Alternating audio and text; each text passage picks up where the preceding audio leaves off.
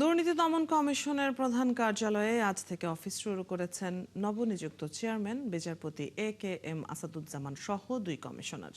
সকাল ৯টায় প্রথমে দুদক কার্যালয়ে আসেন দুই কমিশনার ডক্টর জাহাঙ্গীর আলম খান ও ডক্টর সাজ্জাদ হোসেন ভূঁইয়া। এরপরে আসেন নতুন চেয়ারম্যান।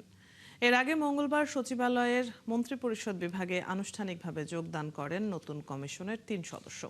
নতুন কমিশনের দায়িত্ব গ্রহণের মধ্য দিয়ে দীর্ঘদিনের স্থবিরতা কাটিয়ে দুদকের কার্যক্রমে গতি আসবে বলে আশা করছেন সংশ্লিষ্টরা।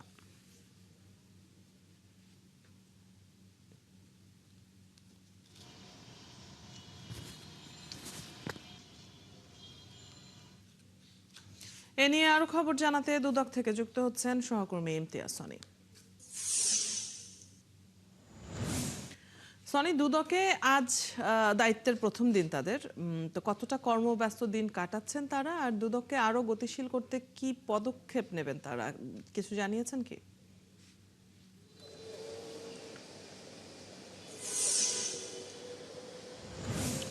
অদিতি, আসলে আজকে প্রায় ৬৭ দিন অর্থাৎ প্রায় ৫.৫ মাস পর কিন্তু এই সেগুনবাগিচা দুদক কার্যালয়ে কিন্তু একটা কর্মচঞ্চল দিন অতিবাহিত করছে। কারণ আপনি জানেন যে দীর্ঘদিন এই ৫.৫ মাস আসলে দুদক কমিশনবিহীন আসলে কেটেছে, যার কারণে হচ্ছে এই সময়টাতে নতুন কোনো সিদ্ধান্ত, নতুন কোনো বিভিন্ন মামলা দায়ের করা, বিভিন্ন করা, এইগুলো কিন্তু আসলে এই ৫.৫ মাস কিন্তু হয়নি, যার কারণে অনেকটা স্থবিরতা মতোই কেটেছে দুদকের সমস্ত কার্যক্রমে।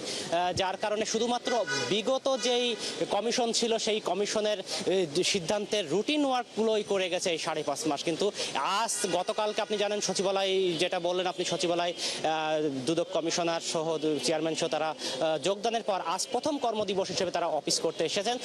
সকাল ৯:৩০টার দিকে কিন্তু দুই কমিশনার জাহাঙ্গীর আলম খান এবং সাজ্জাদ হোসেন ভূঁইয়া তারা কিন্তু দুদক কার্যালয়ে প্রবেশ করেন এবং ৯:৩০টার দিকে কিন্তু দুদক চেয়ারম্যান বিচারপতি এ.কে.এম. আসাদুজ্জামান তারা প্রবেশ করেন।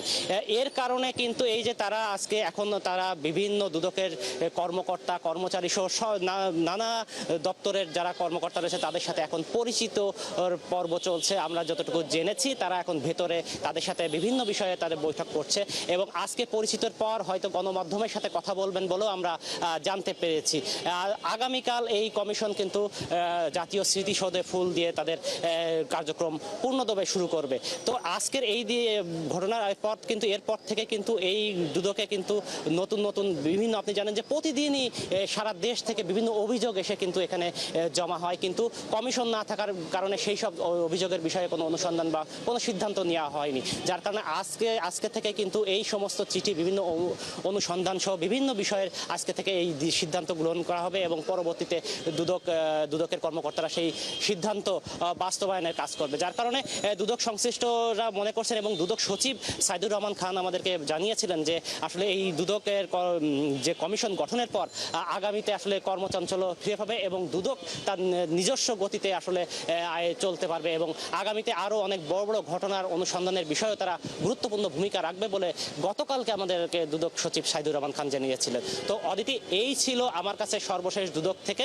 পরবর্তীতে দুদক কমিশনাররা কথা বললে আমি আপনাদেরকে জানাবো।